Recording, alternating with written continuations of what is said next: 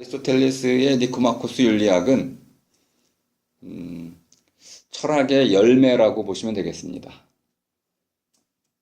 그의 형이상학, 메타피직, 자연 너머학은 뿌리입니다.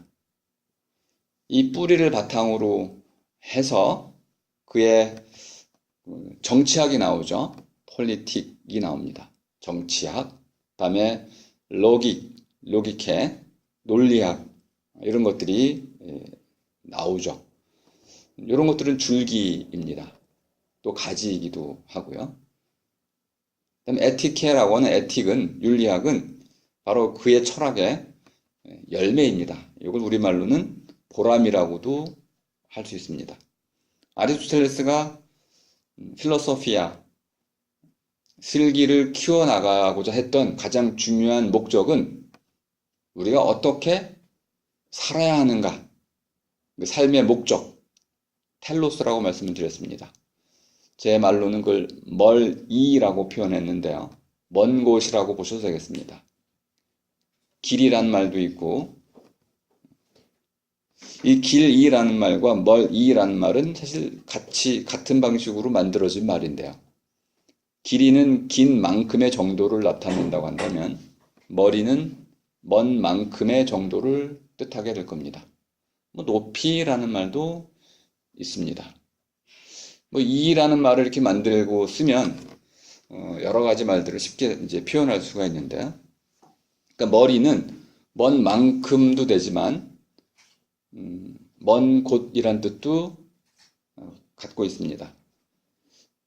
그런데 이 먼 것을 길이 방향이 아니라 높이 방향으로 만들 수도 있습니다.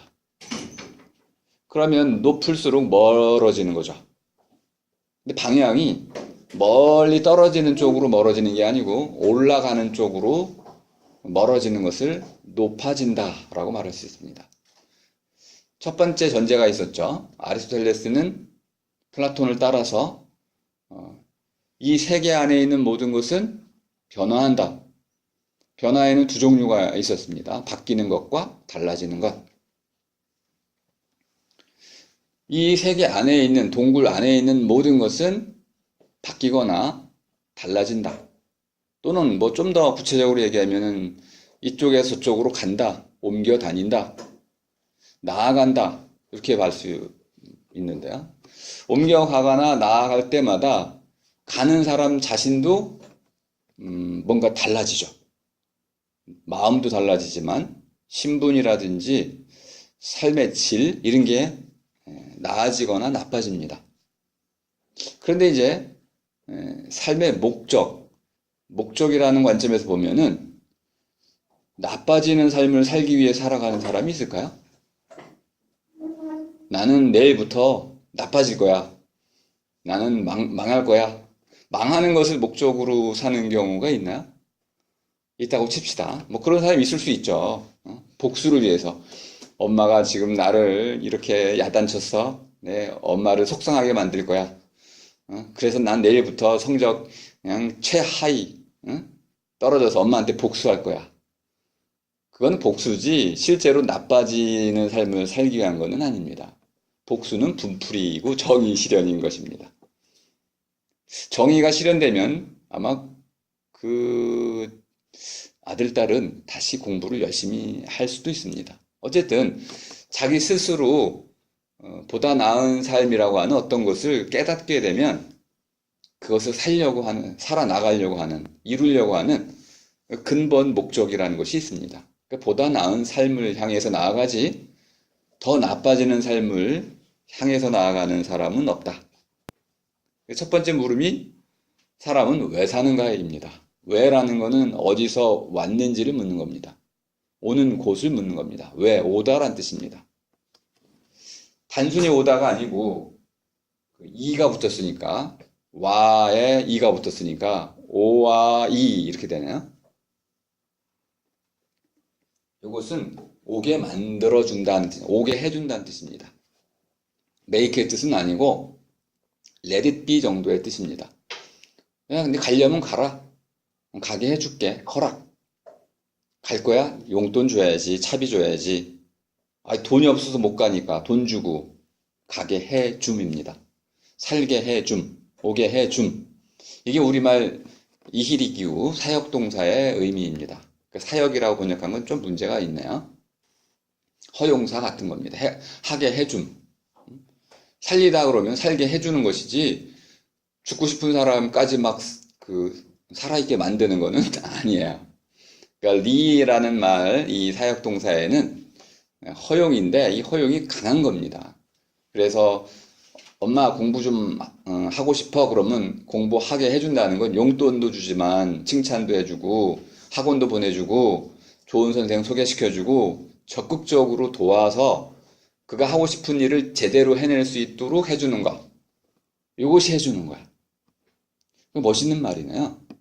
그러니까 왜라는 말은 오게 해줌이라고 이해해 주신다면 그럼 무엇이 나를 살게끔 해주는 걸까요? 아니, 삶의 의미네요. 이유 없는 삶. 허무해서 어떻게 살아요? 날마다, 아침마다 여러분 눈 뜰 때, 저도 마찬가지지만은, 눈을 왜 뜨게 되나요? 그건 저절로 뜨게 되는 거죠. 그러면 나는 저절로 사는 삶이 하나 있고, 저절로 이루어지는 삶이 하나 있고, 눈 떴으니 이제 어떡합니까? 아이고, 오늘 할 일이 있어서 강의 준비도 해야 되네. 일어나야겠다. 강의 준비를 왜 합니까? 직업이니까. 뭐 그런 면도 있겠죠. 어쨌든 넓게 보자면은 나에게 주어진 어떤 삶의 시간들 하나하나를 의미 있는 것으로 바꾸는 거잖아요. 말하자면 교환하는 거야. 흘러가는 시간을 의미 있는 어떤 가치로, 값으로 바꿔나가는 것이죠. 나중에 그 결과를 보면 값이 달라져요. 똑같은 시간이지만 내가 그걸 어떻게 쓰느냐에 따라서 보람, 열매가 다르게 맺어지게 됩니다. 우리는 누구나 경험을 했어요. 어릴 때부터 열심히 공부하면 성적이 좋고 놀면 성적이 떨어집니다. 누구나 알고 있어요. 물론 어느 순간 아무리 열심히 해도 나보다 더 잘하는 놈이 있어서 좌절할 때도 있습니다. 근데 그때도 우리는 잘 알고 있어요. 아마 저 친구는 머리가 좋아서 행운아이기 때문에 또 나보다 더 열심히 했기 때문에 이런 지혜를 갖고 있죠. 그래서 내가 달성할 수 있는 만큼의 목표를 좀 바꿔나갑니다. 이때는 바꾸는 거죠. 목적을 바꾸면 내 삶도 달라집니다. 내 전교 1등 할 거야. 그러면 이제 한 하루에 4시간 자는 거죠. 달라지죠. 목표를 바꾸면 나 자신이 달라지는 겁니다. 그러니까 바꾸는 것과 달라진다는 것의 차이를 좀 이해하실 필요가 있고요. 사람은 왜 사는가? 그럼 이렇게 묻는 거잖아요.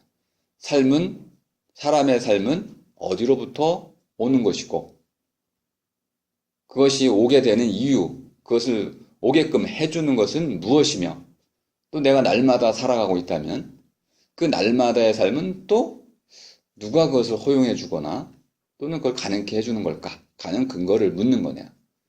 보이지 않는 방식이지만, 삶의 아르케를 또 묻고 있는 겁니다.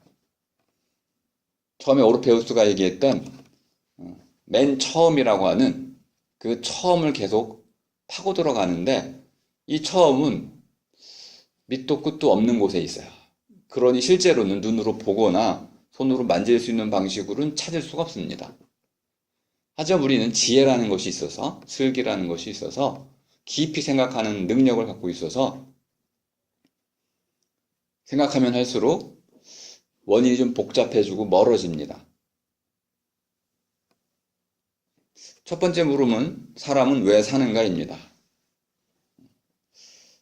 이 첫 번째 물음은 제가 철학을 하게 된 가장 중요한 동기인데요. 사람은 왜 사나 이렇게 제가 끊임없이 물었었는데요. 20대부터 물었던 것 같기도 하고 아마 고등학교 때부터 물었던 것 같기도 합니다. 정말 왜 사는 걸까요? 뭐 아주 쉬운 대답이 있습니까? 태어났으니까 살지. 답이 있어요? 그 답 이전에 이미 내가 있잖아요. 그 물음 이전에 나 자신이 먼저 있는 거고. 그러니까 난 있으니까 있는 거죠. 그때 뭐라고 답을 한 셈이야? 이유 없이 있다. 왜 없이 있다. 그렇게만 만족하면 좋은데 어느 날 그걸로 만족해요. 하지만 그런 대답으로는 잠시 잠깐 만족할 수는 있지만은 결국 또 다른 물음이 생겨납니다. 그럼 이렇게 주어진 내 삶, 주어지는 건 의미가 다 끝났는데 그러면 살아나가는데 살아있는 것의 의미 말고 살아나가는 것의 의미는 어디에 있을까요? 살아나가야 되는데 문제가 뭐냐면 아직 나에게 실현되지 않은 미래가 있다는 거야. 그럼 이거는 뭐야? 아직 오지도 않은 거니까.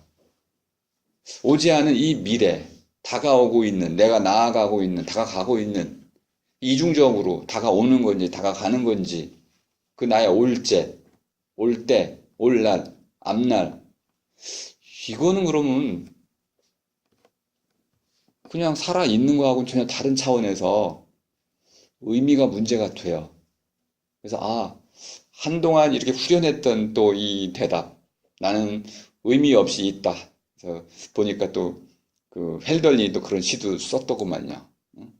의미 없는 나무. 사람이 의미 없는 나무라는 거야.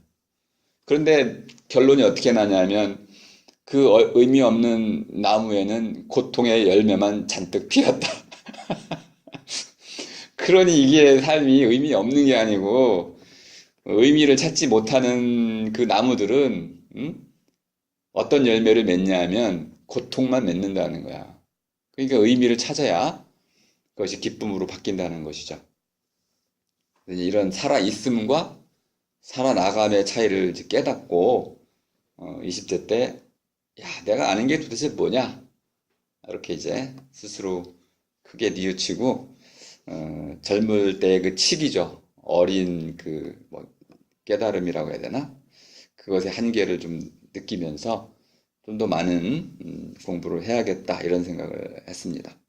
어쨌든 아리스토텔레스는 네, 네, 목적이 바뀌면 삶이 달라진다고 하셨는데 그 달라지는 거랑 바꾸는 거랑 차이를 알아야 한다고 하셨잖아요. 네. 그 목적이 달라지면 내가 내 자신을 바꾼다고 생각할 수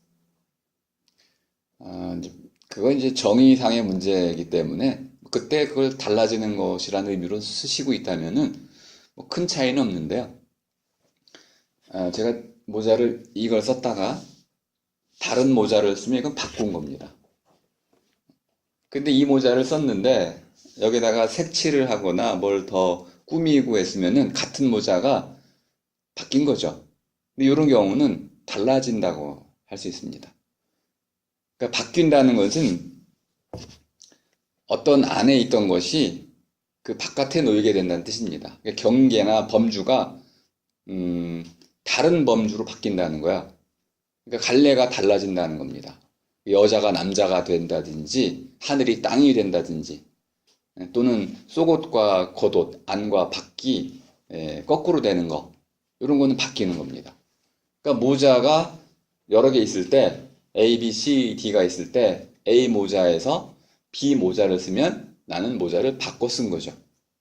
근데 A 모자가 하나인데 이 모자에다가 어느 날은 파란색을 칠하고 어느 날은 빨강색을 칠하면 색은 바뀐 거죠. 근데 모자의 관점에서는 바뀐 게 아니고 달라진 거죠. 달라진다는 것은 뭐냐면은 이제 다르다라는 것은 닿는다는 뜻이야. 여기서부터 여기까지 이어지는 거죠. 닿는 것. 그러니까 빨강에서 파랑까지 쭉 이어져 있는데 경계가 이어져 있습니다. 그러니까 하나는 전반적으로 보자면은 쭉 하나하나 서로 구분되는 것들이 쭉 이어져 있잖아요. 그러니까 이어져 있는 것이 이런 A, B, C, D로 이제 달라지는 것, 바뀌는 것, 이것은 달라지는 겁니다. 그러니까 달라짐과 바뀜의 가장 중요한 차이는 그 주체가 하나냐, 둘이냐입니다. 관점이 이제 나라는 모자라는 관점에서 봤을 때는 한 모자의 색깔이 바뀌는 거는 이제 색깔 관점에서는 바뀌는 거지만 모자 관점에서는 그냥 달라지는 겁니다. 이렇게. 그러니까 목표는 내가 뭐 교수가 될 수도 있고 뭐 대통령이 될 수도 있겠죠. 이건 바꿀 수가 있는 거죠. 근데 이거 바꾸면 물론 나도 아, 사람에게 바뀌었어. 이렇게 말할 수도 있겠죠. 그때는 뭐 얘기하냐면, 같은 사람이지만은 옛날보다 생활 태도라든지 말이라든지 이것을 완전히 구분이 될 정도로 달라졌을 경우는 바뀌었다고 할 수 있는데, 엄밀히 표현하자면은 사람이 같다면은 그거는 사람 차원에서는 쓰기가 좀 어렵지 않겠는가. 뭐 그런 정도의 제가 이제 정의상 구분을 하고 있는 거지. 여러분 쓰실 때 이렇게 바꾸는 것과 달라지는 것이 뭐 이렇게 큰 차이를 좀 못 느끼신다면은 뭐 마음대로 쓰셔도 됩니다. 다만 구분 못 하시는 건 아니고요. 이미 다 알고 계세요. 제가 그거를 좀 우리말로 엄밀하게 표현해서 그런 겁니다. 네. 뭐 더 궁금하신 거 있으신가요? 네, 좋습니다. 그러니까 이제 목적이라는 것이 분명히 우리를 이끌어가는 하나의 방향이라는 것은 여러분이 잘 아시죠? 여러분이 대학에 들어오셨잖아요. 이게 바로 여러분의 목표였죠. 최종 목적은 아니지만은 대학에 가겠다라는 목표를 세웠을 때 그건 뭐 할 수 없이 공부해야죠. 어? 이 공부해야 된다는 이 과정, 이것이 우리가 추구하는 겁니다. 대학을 가기 위해서는 공부를 해야만 되기 때문에 이런 힘든 과정, 이걸 노동이라고도 우리 할 수 있습니다. 그러니까 공부 자체가 단순히 대학을 가기 위한 수단으로 기능하게 되면 그걸 노동이라고 할 수 있어요. 노동은 원래는 고통이란 뜻입니다. 힘들다, 힘겹다. 이건 고통의 한 종류입니다. 고통의 가장 중요한 특징은 그것을 피하려고 한다는 데 있습니다. 그러니까 여러분들이 공부를 고통으로, 노동으로 여기셨다면은 끊임없이 하기 싫어했을 거야. 근데 숙대 정도 오셨다? 인서울이라고 해야겠네요. 뭐 이런 좋은 대학에 오실 정도 되면 노동으로 이해하기보다는 아마 자아 성취라든지 또는 어떤 도전 또는 한편으로는 어떤 공부의 즐거움 이런 것들을 맛보셨을 거야. 그러니까 이거는 이제 더 이상 수단이 아닙니다. 공부 자체가 하나의 목적이 되는 거야. 공부 잘하고 싶다. 이런 마음이 생겨난 경우면 수단이 아닙니다. 잘 하고 싶다라는 것은 수단으로서의 목적이 아니고 그 자체의 목적이 되는 겁니다. 나는 잘 살고 싶다. 뭘 어떻게 해야 잘 사는지는 모르겠지만은 그냥 사람답게 잘 살고 싶다. 그럼 그 자체가 목적인 거야. 난 잘 놀 거야. 이번 여행 가가지고 그냥 즐겁게 놀 거야. 그럼 즐겁게 논다는 것 자체가 목적입니다. 즐겁게 놀아서 난 돈 벌 거야. 그러면은 이렇게 가능한지 모르겠지만 상당히 어색해집니다. 나는 뭐 이번 여행에 가가지고 정말 신나게 잘 놀아가지고 돈 많이 벌 거야. 부모님한테 막 칭찬받을 거야. 그럼 뭔지 수준이 격이 좀 안 맞게 돼.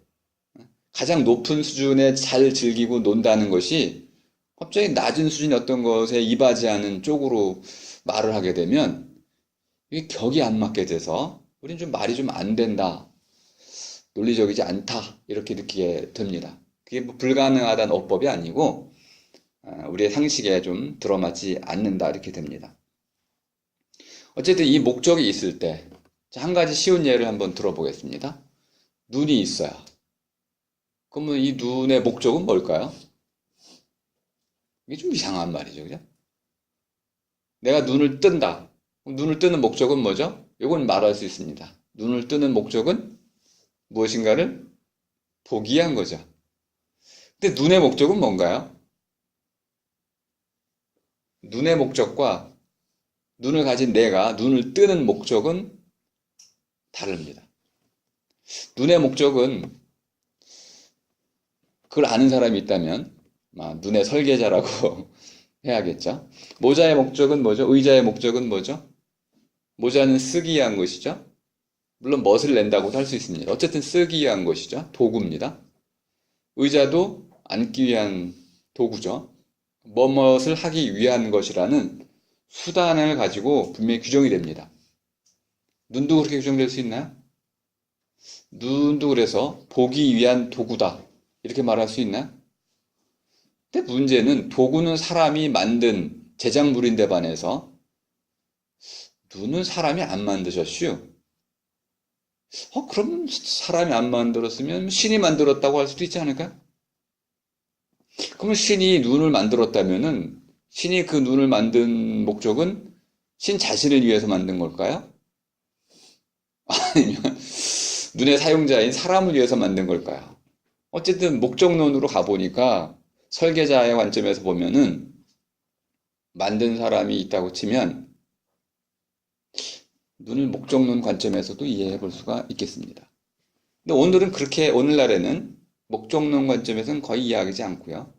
펑크셔널리즘이라고 하는 기능주의 관점에서 이해를 합니다. 똑같은 설명이지만은 눈은 보는 기능을 갖고 있다. 그래서 오르간이라고 합니다. 오거니즘, 유기체. 오르간이라는 말은 그릇이란 뜻입니다. 우리 번역을 유기체라고 해서 그런 것이지, 뭐 피아노 같은 오르간 있잖아요. 올겐이라고도 하나요? 그 오르간은 그냥 그릇이란 뜻입니다. 그릇은 무엇인가를 담기 위한 것이죠. 그럼 눈은 보기 위한 그릇이니까 봄을 담기 위한 겁니다. 귀는 소리를 위한 그릇이죠.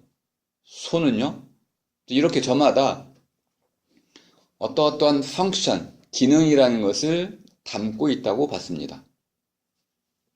그럼 눈은 보는 그릇으로서 그것이 나를 볼 수 있게 해주는 한에서 나에게 봄의 수단이 됩니다. 하지만 눈 자체는 봄을 위한 도구이긴 한데 그 자체로는 또 봄을 위한 목적을 갖고 있습니다. 그러니까 눈에게서는 사람에게는 눈이 하나의 수단이지만 봄의 경우가 사람에게는 하나의 수단이지만은 눈에게는 그것이 목적이 되는 겁니다. 그걸 자체 목적이라고 말할 수 있습니다. 그러니까 눈을 하나의 수단으로 그 자체로 목적인 봄을 갖고 있는 눈을 또 하나의 수단으로 갖고 있는 주체가 있다면 이 사람은 최상위 목적이라고 말할 수 있다는 겁니다. 그럼 눈이 나에게 달려 있으면 그 눈은 나를 위한 것이고, 만약 그런 일이 불가능할 수 있는데 내 눈이 누군가 이렇게 해킹을 해가지고 자기 머리로 갖다 꽂았다고 한다면은 내가 눈으로 보지만 이 눈은 누구를 위한 눈이 돼요? 해킹한 사람, 해커의 눈이 되겠죠. 이렇게 기능주의적 관점에서 보면은 자체 목적인 것과 수단 목적이라는 것이 엄격히 구분될 수가 있습니다. 근데 이제 아리스는 이제 고대 그리스 사람이잖아요. 그리고 플라톤 제자라는 게 아주 중요하다고 몇 번 말씀드렸는데요. 목적론을 얘기할 때 결국 플라톤 자기 스승님이 하신 말씀을 자꾸 떠오르게 만듭니다. 목적이 뭔가요? 이렇게 물으면 목적이요?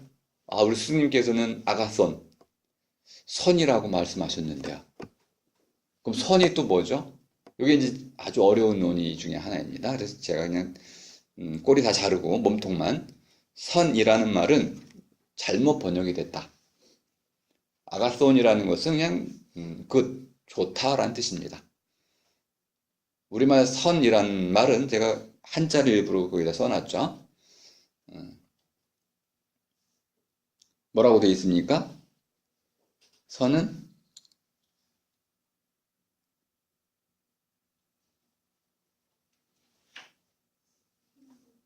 이 선자가 지금 잘못 쓰인 것 같죠? 네, 죄송합니다. 어쩐지. 네. 맞나요, 지금? 네. 우리말에서 이 선은 또 착하다고 번역이 됩니다. 우리말로는 착할 선 이렇게 되는데요. 한자로서의 선은 양과 관련되어 있습니다. 양의 주로 주식으로 삼은 사람들은 한족이 아니고 몽골족입니다. 몽골리안들이 그들은 뭐 주식이 양곡이죠. 양젖 이런 것이 그들의 주식입니다. 그래서 아마 몽골로 여행 갔다 오신 분들은 나중에 양고기 질려가지고 오실 거야. 여기 가도 양, 저기 가도 양고기. 그만큼 이 양이 그 몽골인들의 생활의 핵심인데요. 하지만 그들이 그 한자와 같은 글자, 문자를 갖고 있지 않았기 때문에 그것이 기록될 때는 주로 우리처럼 한자로 많이 기록이 남은 경우들이 있습니다. 그 중에 하나가 아름다울 미자, 거기도 양이 들어가죠. 그다음에 착할 선 이런 데 들어갑니다. 양을 알면 이 선과 미의 의미를 잘 알 수 있습니다. 몽골은 아주 추운 곳입니다. 겨울에 영하 40도 이하로 떨어지죠. 뭐 쉬운 말로 남자들이 서서 오줌 누면은 오줌이 얼어붙을 정도의 추위, 강추위죠. 그 주식이 양이다 보니까 양이 죽으면 아기도 죽어요. 양이 포동포동 살찌면 아기도 포동포동 살찝니다. 이게 바로 양이야. 양은 생존, 생명이었습니다. 그 생명이 바로 우리 가족을 지키는 거였어요. 그래서 가족을 지키는 이 양이 아름답고요. 착한 겁니다. 그러니까 이 두 가지는 착하고 아름다움은 뗄려야 뗄 수 없는 말이었어요. 근데 이게 한자 문화권으로 넘어오면서 분리가 좀 됐습니다. 원래를 아시면, 본디 그 유래를 아시면은, 착하다는 것과 아름답다는 것은 생명, 살리는 것과 연결되어 있다는 것을 쉽게 알 수 있습니다. 이걸 이제 고대 그리스인들도 그대로 잡아놓고 있습니다. 그러니까 아가손이라는 말은 좋다는 것인데요. 이 좋다는 말은 착하다는 말과 같은 겁니다. 근데 둘 사이엔 차이가 있어요. 좋음은 씨앗 개념입니다.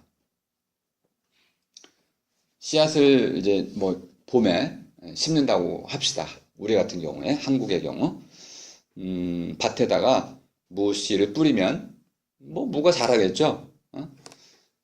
이렇게 무가 활짝 피어나는 것, 무가 무럭무럭 자라는 것, 익을 수 있게 되는 것, 열매를 맺는 거죠. 열매는 익을 수 있는 거니, 먹을 수 있는 거니까 무르익는 것, 무르익어 나가는 것, 이것이 좋은 거예요. 좋다는 말은 활짝 피어났다는 뜻입니다. 여름이라는 것도 그런 뜻이군요. 여름하다라는 것은 여름이 좋다는 뜻입니다.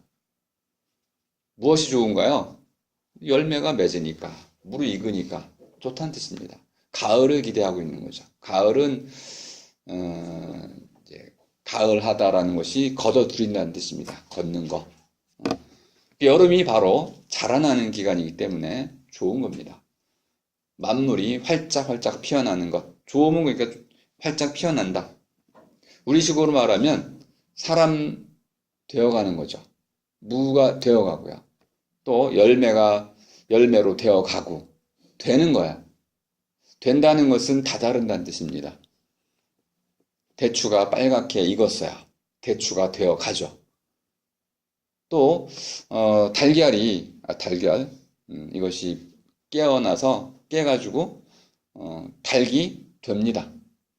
이것도 자란다는 뜻입니다. 그러니까 된다는 것은 다 이렇게 목적론적 시각에서 이해해 볼 수 있는 낱말입니다.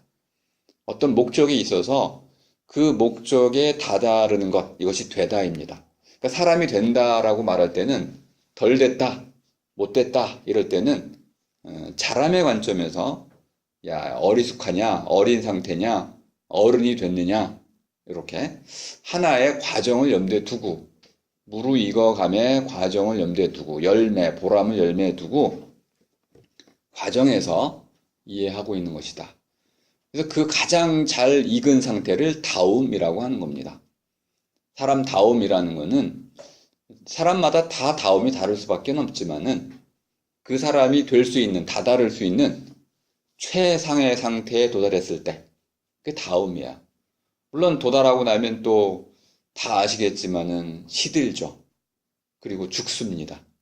이 과정도 하나의 됨의 과정입니다. 그러니까 사람 됨에는 뭐 청춘만 있는 건 아니고 늙어서 병들고 죽어가는 과정, 묻히는 데까지가 사람이 되는 거야. 그러니까 사람이 되다는 태어나서 죽음, 그리고 그 너머까지도 염두에 두고 있는 겁니다. 플라톤이나 아리스토텔레스는 이런 의미에서 조음을 얘기했습니다. 조음은 하나의 과정인 거죠. 되어가는 과정. 쉽게 얘기하면 이것은 자라남이고 또는 피어남입니다. 그럼 피시스하고 비슷하네요. 피시스는 나타남이라고 했는데 나타나가지고 저절로 되어가는 부분과 스스로 이루어가는 부분을 모두 합쳐서 피시스라고 표현했습니다. 그러면 뭐 이것이 사람의 경우에 적용되면 아가손, 조음이 되겠군요. 피시스하고 아가손은 또 일맥상통하는 말이군요. 그러면 이제 착함은 또 뭘까요? 그것도 아가손이라고 할 수 있는데요. 아가토스, 아가손, 요즘 기호 같은 낱말인데요. 착하다는 것은 우리말로는 보통 여러분이 아기 때 엄마 말을 잘 들으면 아이고 우리 다이 착하지 그러잖아요. 공부 잘하면 아이고 착해라. 뭐 밥 잘 먹으면 아이고 착해라. 착하다는 말의 원래 뜻은 잘 한다는 뜻입니다. 공부 잘하고 놀기 잘하고 잠 잘 자고 말 잘 듣고 무엇이든지 좋은 쪽에서 다 잘하면 그것이 착한 겁니다. 착하다는 말의 핵심이 뭐냐면 척척 해낸다는 뜻이에요. 잘한다는 것과 착하다는 것은 거의 한 끗 차이네요. 이걸 우리말을 이해해 놓으시면 아리스가 말하려고 하는 행복을 그냥 거저 이해할 수 있습니다. 굳이 막 어렵게 외울 필요도 없고요. 동굴 속에 있다가 이제 동굴을 어린아이 단계로 한번 생각해 보시면 누군가가 툭 쳐가지고 나를 깨웠어요. 깨달음이 생긴 거죠. 그래가지고 동굴 밖에 뭐가 있대. 소문을 들었어요. 깨달음을 갖고 동굴 밖으로 나갑니다. 동굴 밖으로 나가봤더니 눈이 아파요. 고통스러워요. 동굴 올라가는 거 너무 힘들고. 근데 바깥에 나가서 이렇게 봤더니 너무 자유롭고, 진짜 세계를 이제 보게 됐어요. 이것이 자라나는 과정입니다. 이제 사물을 있는 그대로 보게 되는 단계. 스스로 판단할 수 있게 되는 자기 눈으로 직접 확인해 보는 단계. 어른이죠, 이런 것이. 하나의 동굴의 안과 밖을 구분했을 때 동굴 안에서 어리숙하게 미숙하게 있던 상태로부터 어른 상태로 자라나는 과정.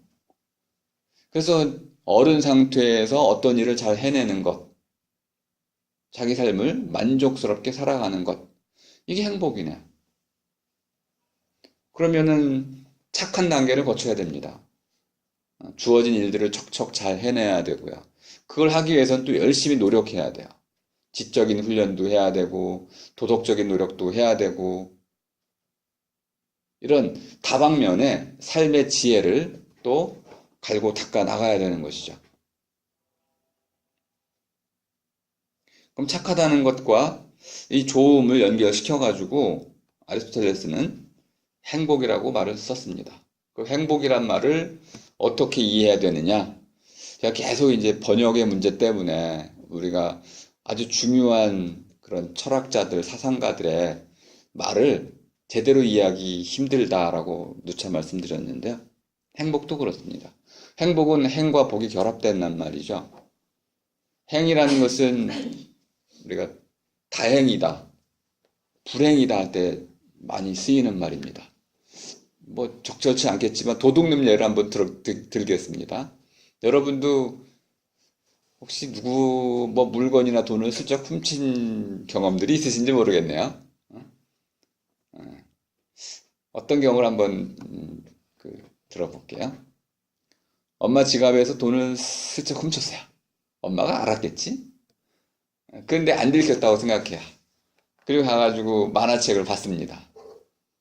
제 어릴 때 기억이 안 토막인데요. 만화책이 너무 보고 싶은데 어머니께서 돈을 안 주셔. 만화책은 봐야 되겠고 바람의 검심 이런 거 봐야 되는데 가면 또 꽈배기도 있잖아요. 꽈배기도 먹어야 되는데 20원 만화 한 권 보는데 20원이에요. 어머니께서 안 주시니까 어떻게 해요? 100원을 몰래 훔치죠.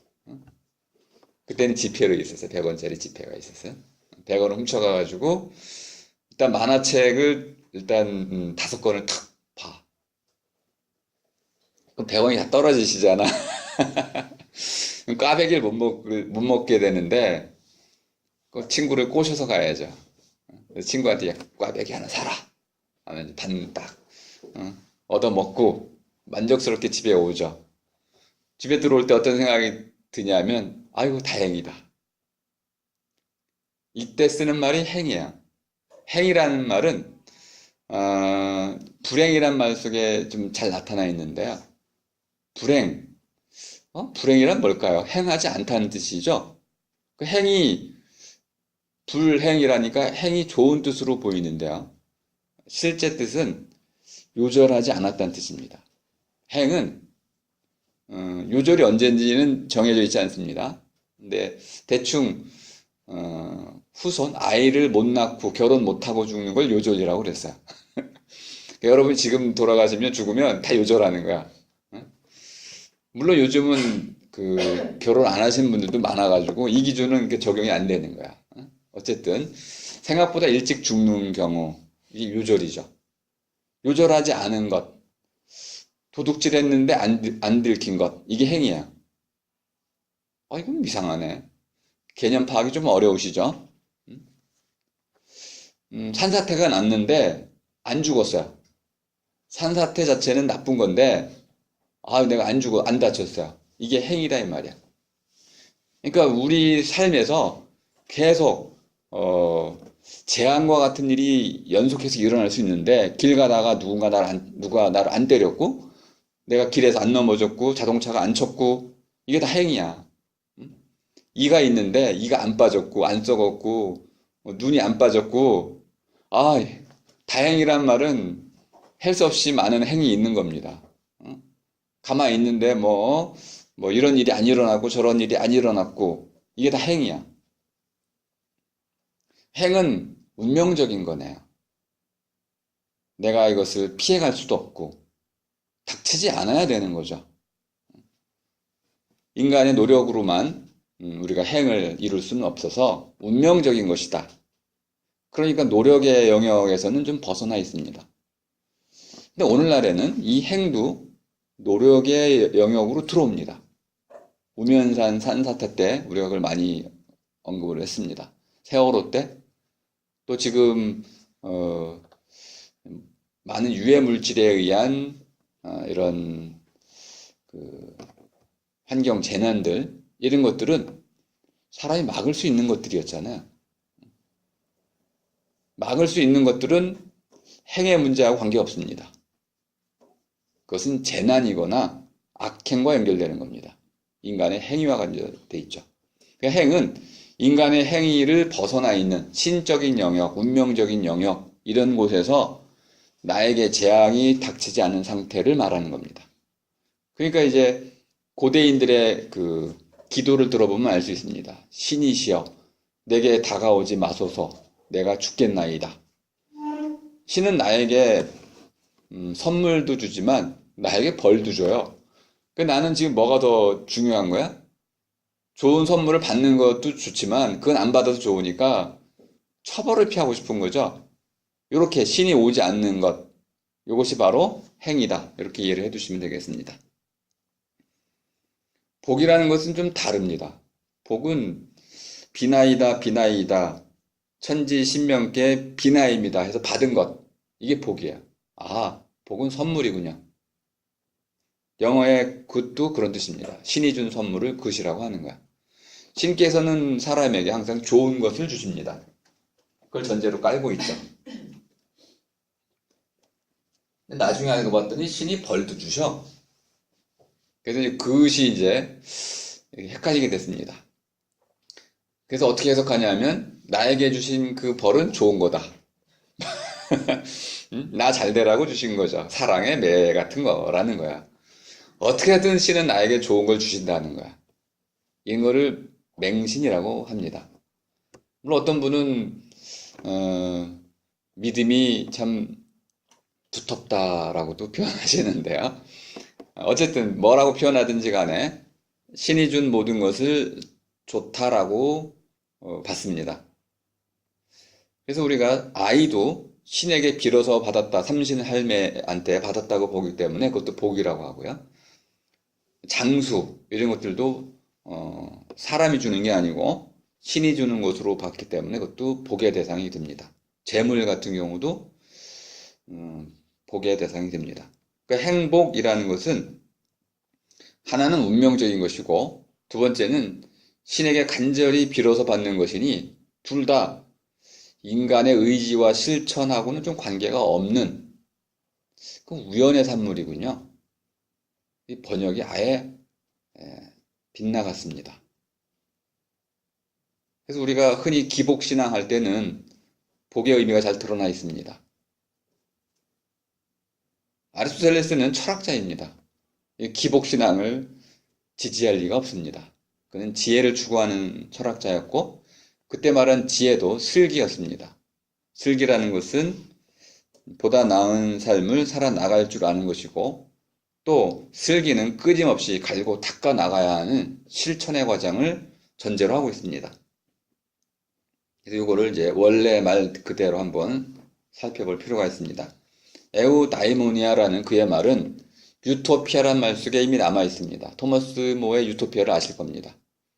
토마스 모의 유토피아의 핵심은 사유재산제를 없애자는 거였습니다. 우리가 유토피아라는 말을 이상국가라고도 번역을 했는데요. 유토피아는 이상국가가 아닙니다. 유토피아는 두 가지로 해석이 됩니다. 하나는 유를 부정어로 볼 수가 있고요. 어디에도 없는 곳, 어디에도 없는 나라. 하지만 저기에 있는 나라죠. 아무도 가지 않는 나라가 있습니다. 갈 수 없는 나라가 있습니다. 아무도 갈 수 없는 나라. 거기 사람이 갈 수는 있는데 오지 못해서 갔다 온 사람이 없기 때문에 그런 나라가 있는지 없는지는 모릅니다. 이런 의미의 유토피아. 토마스 모어가 뻥을 친 거잖아요. 헨리 8세한테 야 그런 나라 갔더니 저기 가면 있더라. 저기 바다 건너 갔더니 있더라. 자기도 들었는데 그 나라에는 왕이 없다던데요. 왕도 없고 신분도 없고 모든 사람이 다 똑같이 노동을 하고요. 아주 뻥을 치잖아요. 그래서 공산주의를 얘기한단 말이야. 토마스 무어가 말하는 유토피아는 지금 우리가 살고 있는 이 세계에는 어디에도 없어요. 너머에 있어요. 또 플라톤 얘기네요. 동굴 안에 이런 세계는 없어요. 동굴 바깥에 있는 세계입니다. 너머예요. 그런데 그 너머를 그냥 일상적인 그 번역으로 했을 때 유토피아는 부정어지만 그걸 고대 그리스어로 읽으면 에우가 됩니다. 그러면 잘이란 뜻입니다. 잘 사는 나라야. 완전히 뜻이 바뀌게 된다는 걸 알 수 있습니다. 그때는 이상국가라고 번역해도 되겠네요. 유토피아는 두 가지가 다 있어서 이 세계에서는 실현될 수 없는, 하지만 저 너머에는 분명히 있는 잘 사는 나라. 거기다 이제 토마스 모어식으로 얘기하면 누구나라고 꼭 넣어야 됩니다. 모두가 누구나 잘 사는 나라. 그것이 바로 유토피아죠. 이상국가가 아닌 겁니다. 분명히 뜻이 있는 거야. 누구나 잘 사는 나라. 그럼 잘의 핵심이 뭐냐? 에우, 다이모니아에 있네요. 에우, 잘, 다우모니아.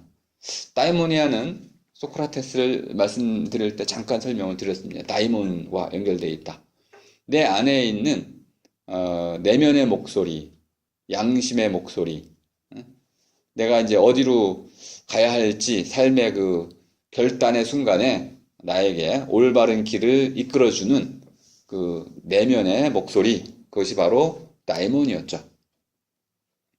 우리말로 번역이 거의 불가능하다는 것을 알 수 있습니다. 그럼 잘 다이몬?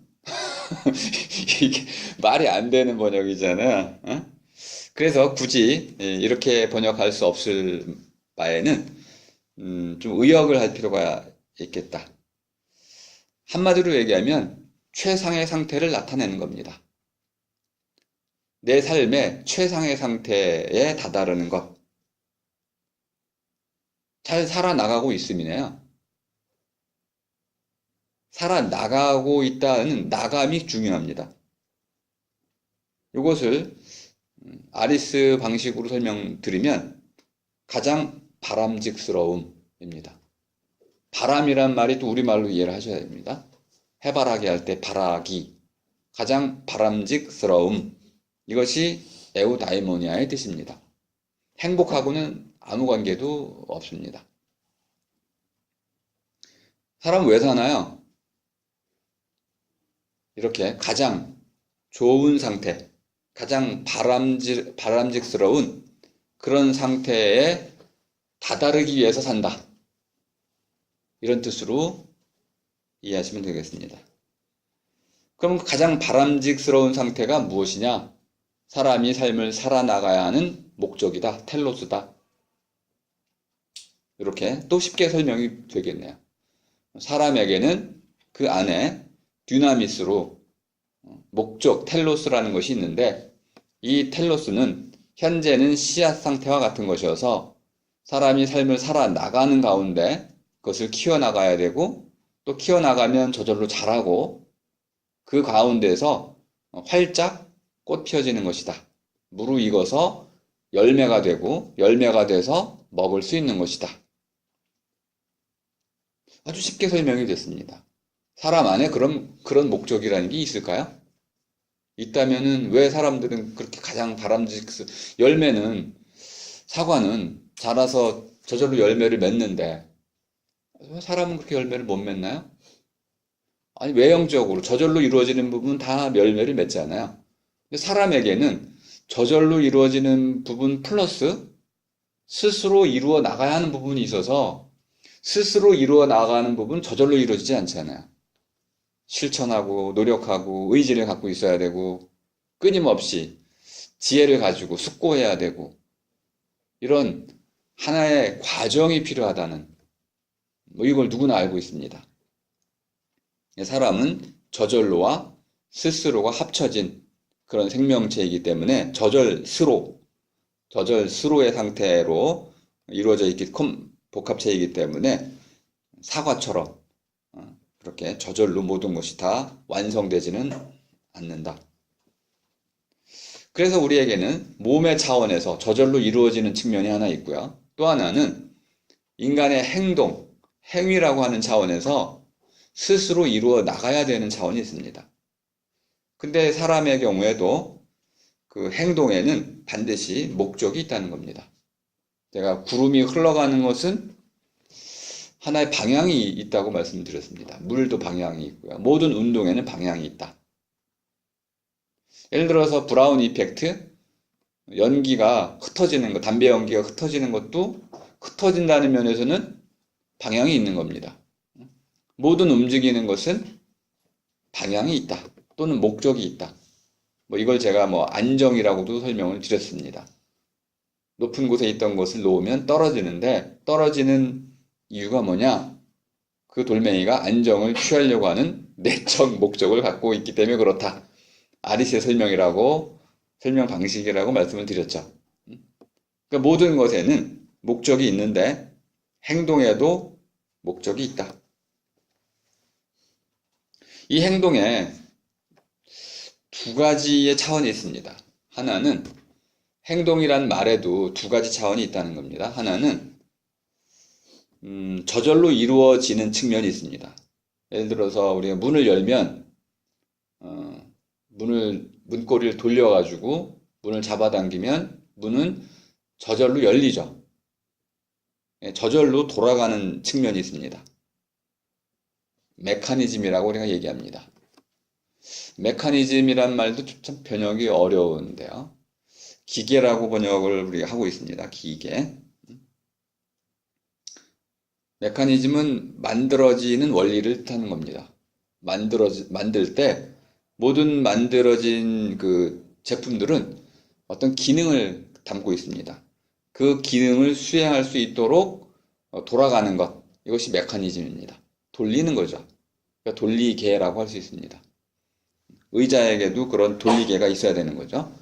방향성 이런 것들이 있고 첫 번째는 행동에는 우리가 어떤 것을 하고자 한다면, 행동한다면 우리 몸이라든지 또는 사물들이 나의 어떤 의도나 또는 그 의지에 따라서 무엇인가 이제 행동을 했을 때 저절로 돌아가지는 측면들이 있어야 되고, 또 하나는 움직여가는 측면이 있어야 됩니다. 움직인다는 것은 생명체의 행동입니다.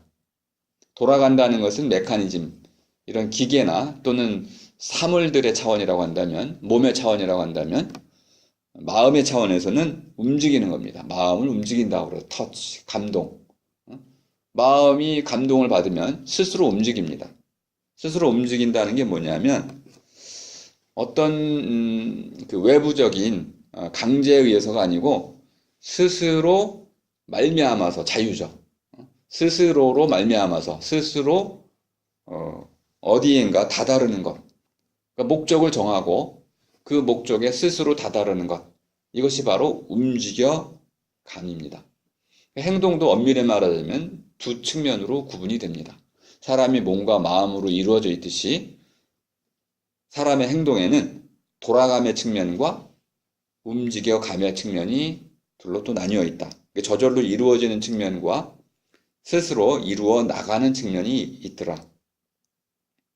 이 끊임없이 목적론에서 주어지는 구조입니다. 사람은 왜 행동하냐 하면 현상 유지를 위해서 행동할 수도 있습니다. 근데 현상 유지를 하는 이유는 더 나빠지지 않기 위함입니다.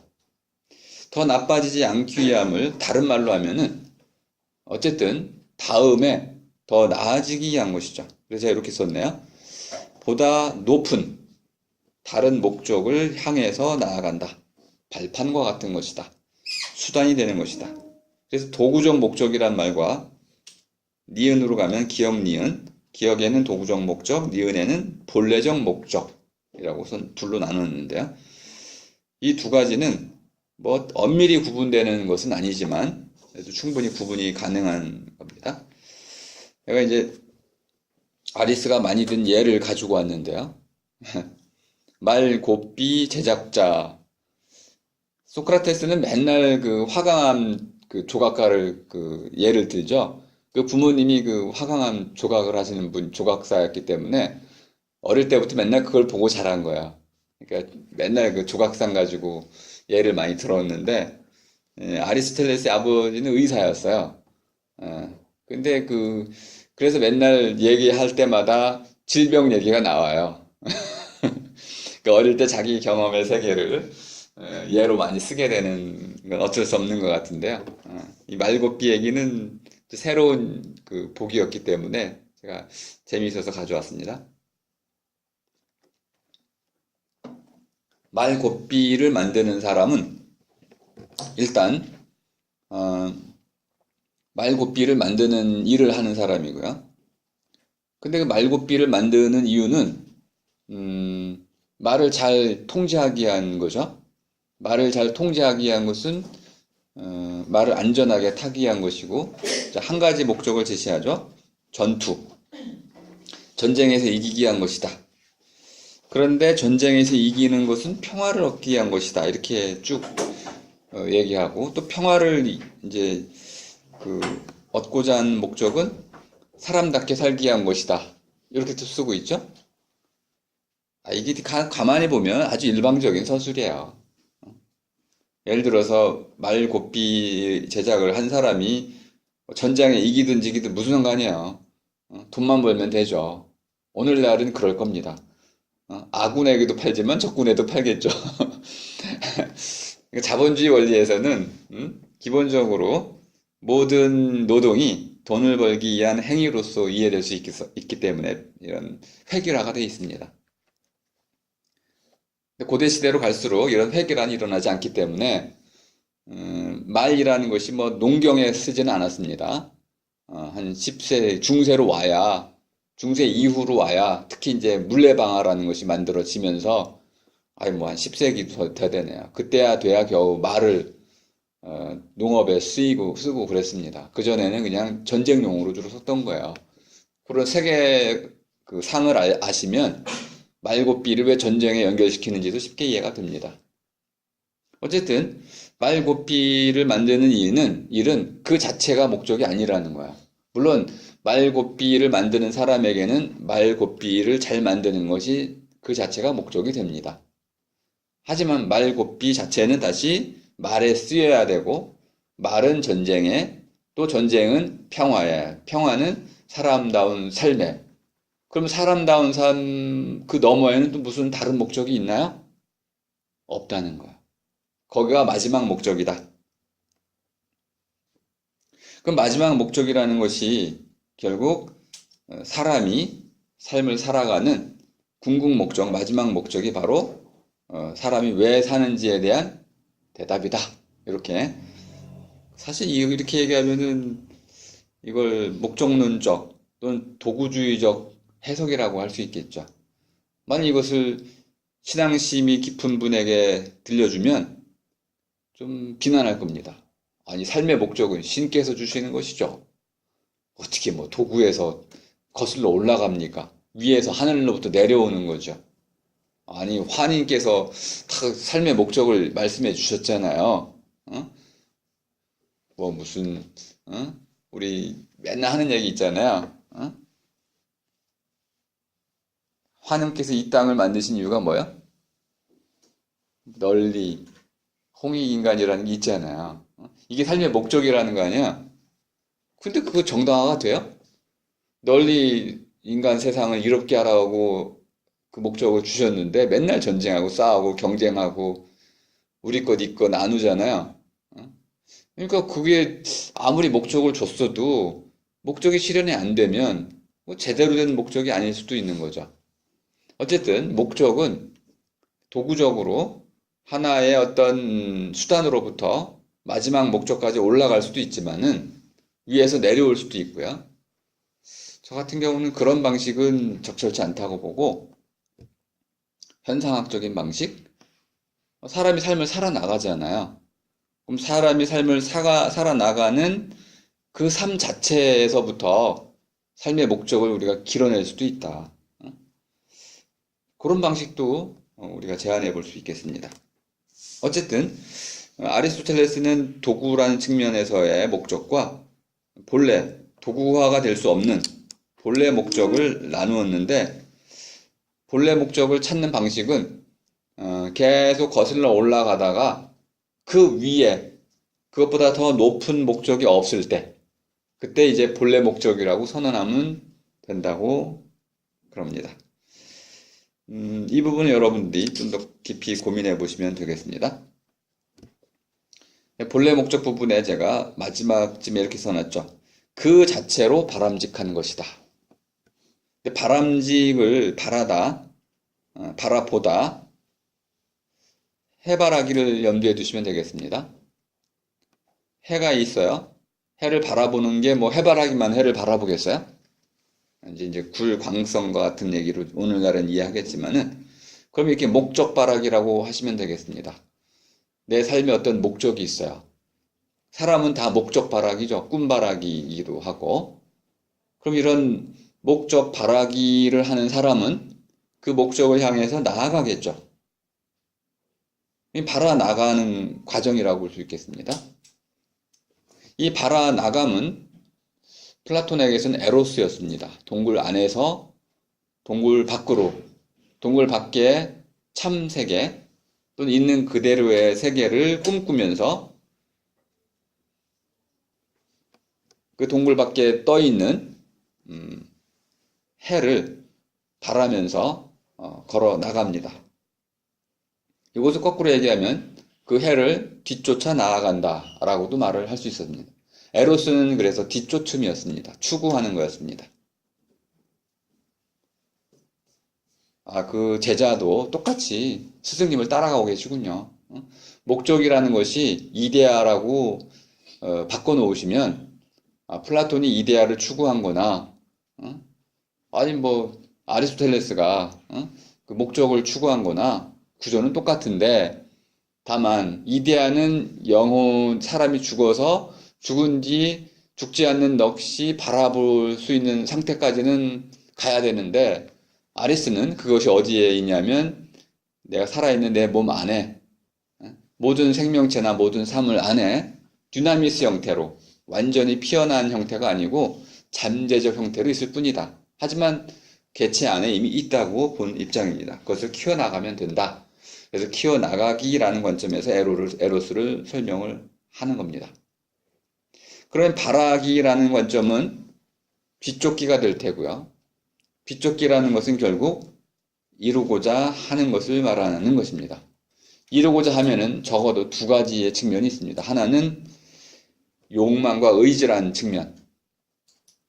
하고자 하는 마음이 있어야 되고요. 소망하는 바가 있어야 되는 거고, 또는 그것을 이루고자 해야 되는 거죠. 하려함.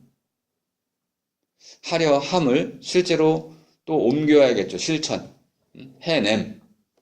하고자 해야 되고, 그걸 실제로 해내야 되는 것이죠. 하지만 이런 바라기는 단순한 바람과는 다른 겁니다. 바람은 그냥 이루어졌으면 하고 마음으로만 쫓는 것인데, 바라기는 해바라기처럼 실제로 뒤쫓는 것이고요. 추구하는 것이고요. 실천하는 것입니다. 말은 좀 달라 보이는데, 말은 비슷해 보이는데 그 뜻은 아주 다르다는 걸 알 수 있습니다. 바라기는 쫓아나가는 것이고요. 뒤쫓는 것이고요. 바람이라는 것은 뒤쫓지는 않고 마음으로만 그냥 품고 있는 거군요. 그래서 바람보다 바라기라는 것이 훨씬 역동적이고 실천적인 것을 알 수 있습니다. 본래적 목적이라는 것은 이렇게 바람직한 것일 뿐만 아니라 내가 끊임없이 바라나가는 것입니다. 그래서 목적, 바라기다 이렇게 이해하시면 되겠습니다. 그러니까 우리가 가장 바람직스러운 것, 최상의 상태, 최고 궁극 목적에 다다른 상태, 이게 에우다이모니아라고 한다면 그 목적은 사람의 텔로스는 결국 아가손, 좋음이 되겠네요. 좋은 삶. 좋은 삶이 그냥 그 자체의 목적이군요. 사람이 사는 이유는 뭡니까? 그냥 좋은 삶을 살기 위한 그 자체에 있는 거네. 그럼 좀 허무하죠. 돈 많이 벌어서 뭐 큰 빌딩 짓고 거부가 돼서 떵떵거리고 권력을 갖는 이런 것은 다 수단적인 것인데 오늘날의 그런 수단적인 목적이 좋은 삶을 살면 그만이죠. 거기서 끝나는 이런 삶이 아리스가 말하는 행복, 에우다이모니아라고 한다면은 요즘은 사람들이 이렇게 얘기하는 겁니다. 돈만 벌면 그만. 그 이상이 없다는 거예요. 그 너머가 없어서 돈만 벌면 그만. 근데 아리스는 반대로 얘기하고 있는 거죠. 돈 벌고 뭐하고 뭐 다 해가지고 좋은 삶을 살면 그만. 욕심 갖지 말라는 거죠. 무슨 왕처럼, 신처럼 모든 것을 다 하고 모든 것을 다 갖고 사람들을 마음대로 부리고 우월감, 특권의식을 갖고 이렇게 하지 말고 그냥 너 스스로 너에게 주어진 그 씨앗들, 그것들을 가장 바람직한 상태로 키워내고 그것을 잘 누리면 그만. 그것이 행복이니라 이렇게 얘기를 하고 있는 것입니다. 자, 이쪽으로 넘어오시면 삶의 목적이라고 해서 강조를 해놨죠. 삶의 목적. 삶의 목적은 둘로 일단 나눴네요. 하나는 살아있는 상태가 있습니다. 태어나서 그냥 살아있어야겠죠. 죽을 때까지 살아있어야 됩니다. 근데 삶의 목적은 이런 데 있지는 않다는 그 너머에 있습니다. 왜 단순한 기능들, 눈, 코, 입, 귀, 위장, 먹고 싸고 하는 이 모든 기능들은 지속돼야 됩니다. 건강하게 지속되면 좋죠. 근데 이러한 모든 몸이 건강하게 잘 지속되는 것만으로 삶의 목적이 끝나는 건 아니고 그걸 바탕으로 해서 그래서 아리스토텔레스는 바탕이라는 개념을 쓰게 됩니다. 아니 건강해야 건강한 몸에 건강한 신체에 건강한 정신이 깃들듯이 그걸 바탕으로 해서 선을 이루어 나가는 삶. 이것이 삶의 목적이다. 선을 이룬다. 잘 살아간다. 좋은 삶을 산다. 라는 것입니다. 계속 선이라고 쓰면서 말이 꼬이게 되는데요. 선이라는 것은 가장 좋은 살이, 우리말로는 살이라고 쓸 수 있습니다. 아까 이제 멀이, 높이, 길이를 썼던 것처럼 살이도 그렇게 쓸 수가 있습니다. 살다, 살이.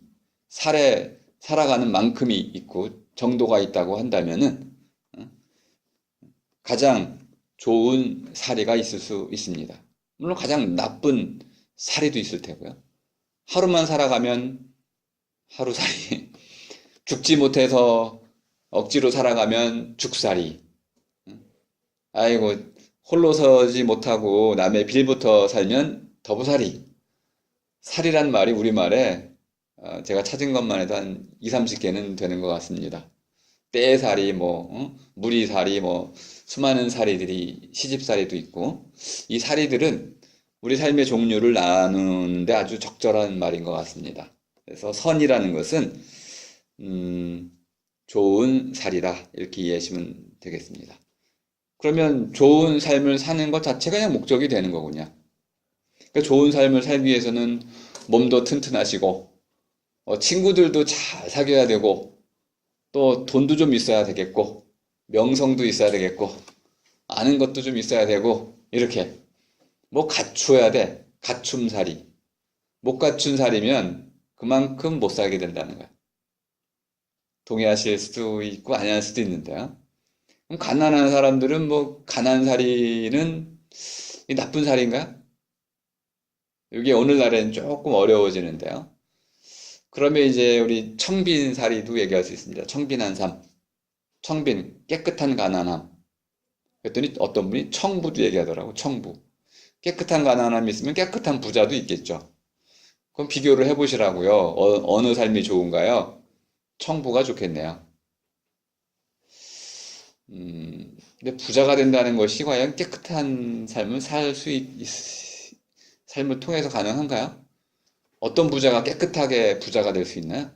남의 거 훔치고, 빼앗고, 거짓말하고, 이런 거 안 하고, 남의 것을 가져오지 않고 부자 될 수 있는 사람이 얼마나 되겠어요? 제가 보기엔 없다고 생각합니다. 청부라는 말은 말로써 우리를 속이는 것이다. 그렇다고 검은 부라고 말할 필요는 없는데, 부라는 것은 우리말로 바꿔놓으면 가멸차다입니다. 가멸이라는 게 경계를 자꾸 늘려나가는 것이거든요. 자기 창고를 늘려나가는 사람, 이게 가멸입니다. 어쨌든 삶의 목적이라는 것이 살아나간다는 측면에서 말씀을 드려보자면은 살아 있어야 되고요. 살아 있기 위해서 먼저 태어나야 되는 것이고요. 이런 건 운명입니다. 태어나는 것이 운명이죠. 그리고 지속되는 것이 살아 있음입니다. 이것도 운이 좋은 거죠. 이것도 행입니다. 그래서 행이 무시되는 건 전혀 아니지만 아리스의 경우에 저도 동의를 하지만 살아 있음만으로 우리가 잘 사는 삶이라고 말할 수는 없습니다. 살아나감의 측면이 더 강조가 되는데요. 그럼 나간다는 것의 방향을 잘 살펴보면 다다른 거고 되어 가는 것이죠. 그건 무엇인가 이루어 간다고도 말할 수 있습니다. 저절로 되는 경우도 있겠죠. 모험 같은 경우 이런 건 저절로 되는 경우도 있고요. 나이 먹으면 저절로 돈 벌잖아요. 그런 거 아직 깨닫지 못하셨죠? 야, 선생님 취업이 얼마나 어려운데 저절로 돈 번다고 그러세요. 나이 들면 저절로 돈을 버는 이유가요.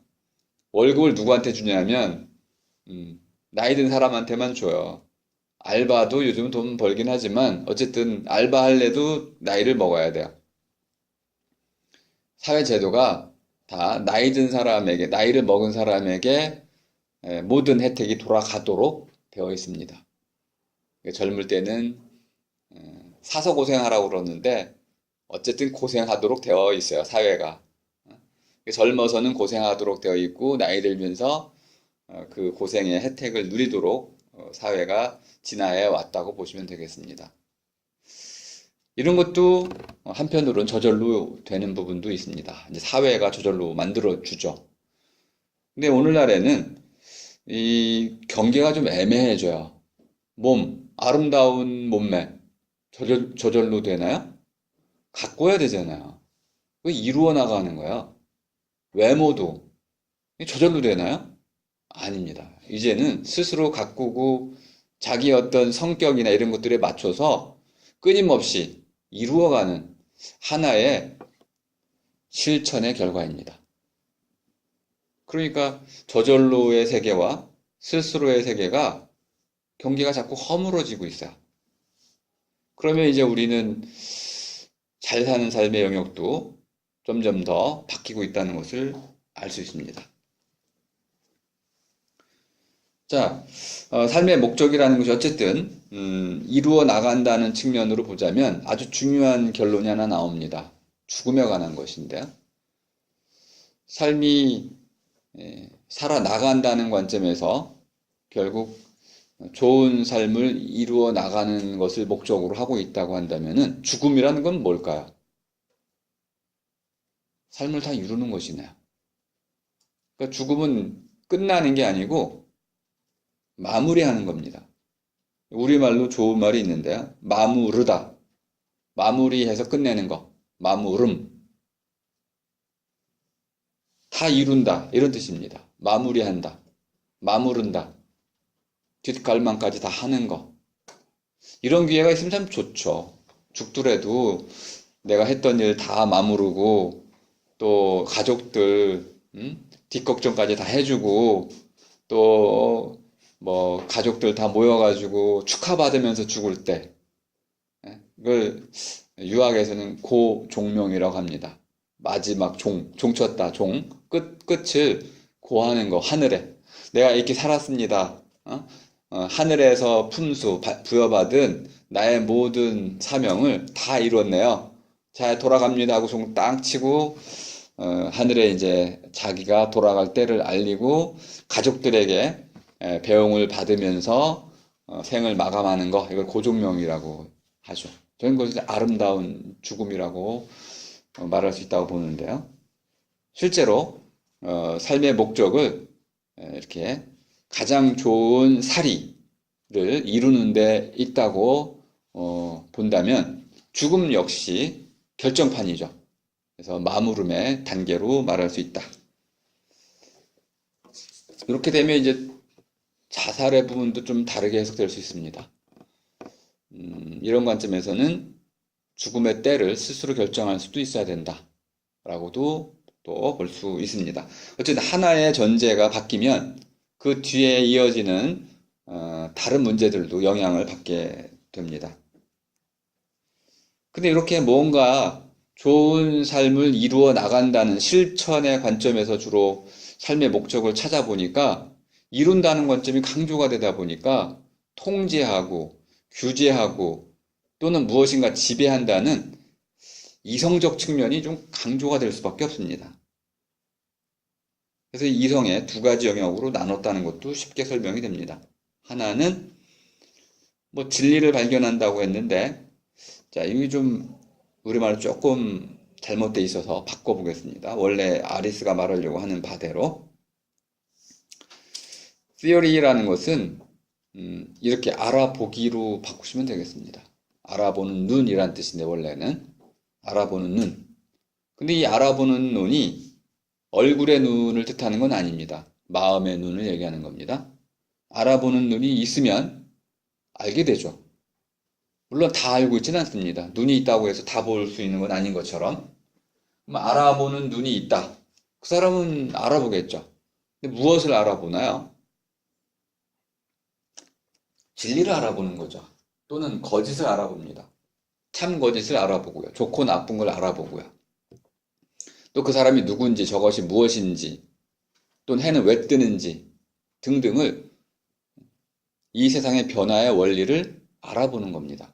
아하, 이게 바로 이론이군요. 이론이란 말의 핵심은 알아보는 눈, 또는 알아보는 틀, 또는 그런 알아보는 말입니다. 이론이란 말을 우리가 좀 더 쉽게 풀이하자면 이치에 관한 따짐 그런 뜻이 아니고 내가 경험하고 또는 깨닫고 해서 갖게 된 알을 풀어내는 거군요. 진리를 발견한다고 설명을 해놨는데 이때 말한 진리도 그리스식으로 이해한다면 알레테이아니까 숨겨져 있지 않은 것. 운이 좋아야겠네요. 아니 아무리 내가 무엇인가를 알아내려고 해도 알아낼 수 없는 건 알 수가 없어요. 예를 들어서 해가 왜 뜨는지를 꼬맹이가 아무리 알려고 해도 해를 아무리 쳐다봐도 그거 알 수가 없어요. 갈릴레오 정도 나와야 되는 것이죠. 시간이 필요하고 역사가 필요합니다. 숨겨져 있지 않은 것을 밝혀내는 것. 이것이 진리를 발견한다는 뜻입니다. 여기 역사적 과정을 집어넣어야 되는 겁니다. 밝혀내기 이런 식으로. 발견처럼 마치 척 보면은 진리가 눈에 턱 떼이는 이런 우연한 산물처럼 보이는 내용이 아니고 숨겨져 있지 않음이라는 역동성과 그리고 그것을 역사적으로 밝혀낸다는 이런 측면이 함께 결합이 되어 있습니다. 아리스의 모든 철학은 목전론적인 방식으로 설명됩니다. 그러니까 시작 단계가 있고 자라는 단계와 완성되는 단계가 있는 것이죠. 두 번째의 영혼은 실천적인 것이라고 했는데 이것도 좀 번역을 달리 해야 됩니다. 실천이라고 하는 것은 실제로 이건 옮겨간다는 뜻입니다. 실제로 옮긴다는 것이죠. 마음으로 품고 있던 어떤 것을 실제, 시간, 공간 속에 현실 속으로 옮겨 놓는 것, 실천이라는 뜻입니다. 근데 프락시스라는 원래 그리스어는 실천이라기보다는 사람의 어떤 능력과 관계되어 있는 겁니다. 그러니까 해나가기 또는 해내기란 뜻입니다. 프락시스는 해낸다는 뜻입니다. 프락세인, 해낸다는 뜻이죠. 그렇다면은 어떤 일을 해내고 어떤 목적에 다다르고 이런 것이죠. 이 목적에 다다르려면은 가장 중요한 수단, 방법 또는 길을 알고 있어야 됩니다. 이건 좀 다른 종류의 알미예요. 내가 이제 자전거 타는 원리를 알았어요. 예를 들어서 두 바퀴의 그 벡터 값을 알아가지고 이렇게 하니까 자전거가 안 넘어지고 진행이 된다는 것을 이론적으로 설명할 수 있을지라도 한번 타보세요. 그랬더니 못 타. 그걸 타려면은 내 몸이 자전거에 적응해야 되는 거죠. 요때 이런 거는 해낼 줄 알기입니다. 실천적 지식이라고 우리가 쓰고 있지만은 자, 좋은 삶을 살아야 됩니다라는 것을 깨달았어요. 근데 좋은 삶을 살기 위해서는 어떻게 살아야 하는지 컴퓨터를 만들고 로봇을 만드는 원리를 알고 있다고 해서 실제로 로봇을 만들어내는 건 아니잖아요. 그러니까 이런 건 만들어낼 줄 알기, 해낼 줄 알기 이걸 얘기하는 겁니다. 두 종류로 나눴군요. 하나는 알아낼 줄 알기, 두 번째는 해낼 줄 알기. 고대 그리스인들이 뭐 그렇게 어려운 말 썼겠어요? 자기들의 생활에서 가져온 말들을 쓰기 때문에 실제로는 아주 쉬운 말들입니다. 알아볼 줄 알기, 해낼 줄 알기. 이거 쉬운 거잖아요. 그 사람은 안다고 해서 다 해내는 건 아닙니다. 아는 부분이 있다고 해서 그것을 다 실천으로 옮기지도 않으니까 아는 것과 해낼 줄 아는 것, 행하는 것은 서로 구분이 된다는 걸 알 수 있습니다. 그때는 이제 선택과 또 결단, 용기, 또 책임감 이런 것들이 또 더 필요합니다. 의지를 가질 차원에서 이루어지는 부분들은 윤리적 영역에 해당되는데 자유 영역이기도 하고 자유의지. 그래서 이렇게 이제 중요한 것은 아는 것과 해내는 것을 연결하는 중간 단계가 필요하다는 것을 알 수 있습니다. 이것을 올바른 행동이라고 표현하고 있습니다. 올바른 행동을 어떻게 할 것이냐? 그것이 바로 중용이네요. 오늘의 주제에 다다르게 됐습니다. 우리가 삶을 살아가는 이제 이유는 보다 나은 삶을 살아가는 데 있습니다. 그거 자체가 목적이라고 그랬어요. 근데 보다 나은 삶, 좋은 삶을 살기 위해서는 좋은 삶이 어떤 것인지를 아는 것도 필요하고, 아는 것만으로는 좋은 삶을 살아갈 수 없으니까 좋은 삶을 살 줄 해낼 줄 암이라고 하는 프락시스도 필요했어요. 근데 이것을 하려다 보니까 감정이라든지 뭐 격동, 분노, 시기심, 질투 이런 부정적인 감정과 사회적 관계에서의 이러한 불협화음 이런 것들까지 모두 고려해서 가장 적절한 행동 원칙을 또 찾아내야 되는 거죠. 그것을 이제 올바른 행위라고 일단 크게 이름을 붙였습니다. 자, 물음 2번에서 간단히 정리해 놓은 걸 보겠습니다. 행복이라는 것은 완전한 덕에 따르는 마음의 활동이다. 조금 어렵죠, 지금. 이건 그냥 인용을 해와서 그렇습니다. 자, 완전한 덕이라는 것은 가장 잘 할 줄 암이라고 바꿔놓으시면 되겠습니다. 덕이란 말도 번역이 아예 잘못된 것이죠. 우리말 덕은 베푼다는 뜻입니다. 크다, 베푼다. 사람의 통이 크다. 마음이 큰 사람, 사람이 큰 사람은 어떤 사람을 말하는 것이냐면 베푸는 사람을 뜻하는 겁니다. 그러니까 덕은 베푼다는 뜻이기 때문에 우리말로 보자면 아리스토텔레스의 그 virtue에는 전혀 들어맞지 않는 번역이고요. 아리스의 그 덕에는 할 줄 암이라고 보시면 되겠습니다. 그 완전한 덕이는 가장 잘 할 줄 알미라고 보시면 되겠습니다. 그럼 삶에 적용을 시키면 가장 잘 살 줄 알미 되겠네요. 가장 잘 살 줄 아는 게 무엇인지를 알았어요. 그럼 그 알을 따라야겠죠. 그 따라야 되는데 이거 봤더니 귀찮아. 아이고 힘들고 노동. 게으름 피고 싶고 맛있는 거 먹고 술 취하고 그냥 편하게 살고 싶어. 뭐 좋은 삶 다 귀찮아. 힘들어. 그랬을 때 나 스스로 설득해가지고 가장 좋은 삶 그것을 내가 깨달았으니 그것을 이루기 위해서 어떤 그것을 따르는 마음을 만들어내야겠죠. 이게 바로 그런 뜻이야. 알고 안 것을 스스로 해낼 줄 알도록 마음을 다스려 나가는 것. 이것이 에우다이모니아다. 그래 행복하고는 전혀 관계도 없는 말이군요. 그러니까 스스로 해낼 줄 이렇게 마음의 활동을 바꿔놓으시면 쉽게 설명이 됩니다. 자율적 실천이라는 말로도 쓸 수 있습니다. 이제 윤리학에서 자율성을 강조할 때 자율적 실천. 이렇게 어려운 말은 쉽게 스스로 해내기 이런 뜻입니다. 스스로라는 것은 목적을 내가 정한다는 것이고요. 그 목적을 달성하기 위해서 거쳐가야 할 방법이나 수단도 스스로 선택하고 결정한다는 뜻입니다.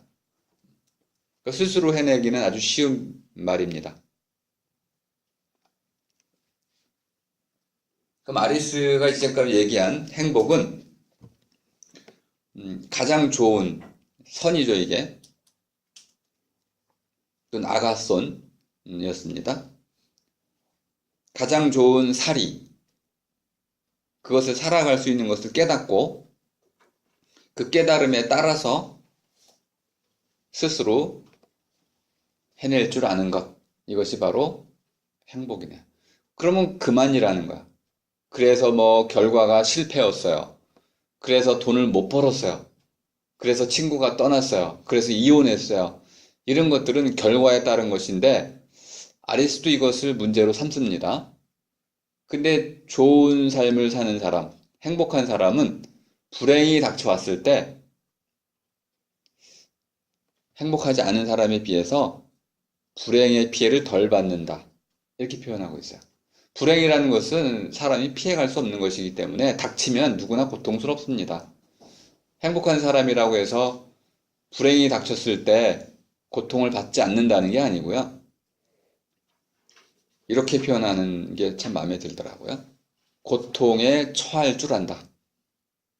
고통에서 좌절하고 낭망하지 않고 고통의 상태에서 더 나은, 보다 나은 삶을 또 찾아 나가는, 그리고 그것을 극복해 나갈 줄 알더라. 행복한 사람은 그러므로 끝내는 실패하지 않는다. 이렇게 보고 있습니다. 자, 물음 3으로 한번 가보겠습니다. 이렇게 잘 할 줄 아는 것, 이 덕이라고 말씀드렸습니다. 여기서 번역한 이 덕, 아랫대라는 말은 전부 베푼다는 뜻이 아니고 잘 할 줄 암 또는 잘하기, 우리말로 하면 착함이네요. 그죠?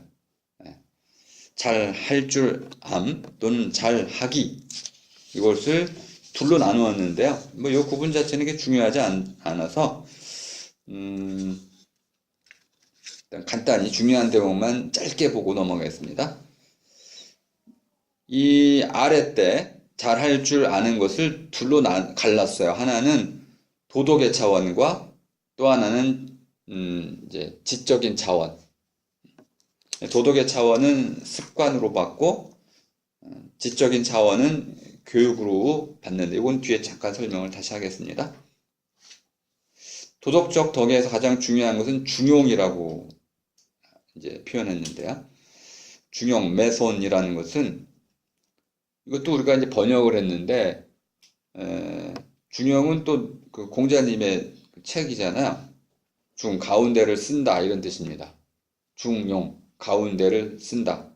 가운데는 뭐냐면 모자람도 지나침도 없는 적절한 상태. 우리말로는 알맞춤이란 말이 있습니다. 이것저것 아울러서 어우러져서 딱 들어맞는 상태, 알맞춤입니다. 그러니까 중용은 알맞춤이다. 또는 뭐 가운데 쓰기라고도 할 수 있는데요. 뭐 좀 더 여러 말을 좀 늘어놓는다면 적절히 쓰기, 알맞춤 쓰기, 또는 어울리게 쓰기, 아름답게 쓰기. 근데 저는 이것이 동사 형태로 가는 게 좋을 것 같아서 가운데 쓰기를 뒤에 가면 이제 다른 말로 좀 바꾸려고 합니다. 근데 일단 그건 설명을 좀 다시 드릴 테고요. 이 가운데 쓰기라는 것은 어울리게 하는 건데요. 목적이 먼저 전제가 됩니다.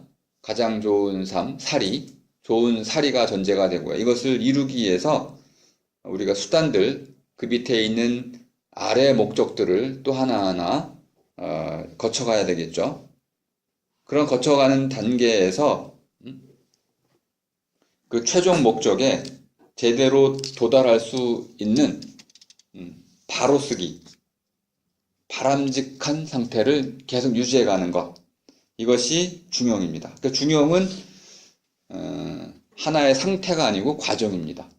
중용은 내 삶이 한시도 그 바람직한 상태로부터 벗어나지 않도록 항상 초점을 맞추어가는 조정 경기와 같은 것이다.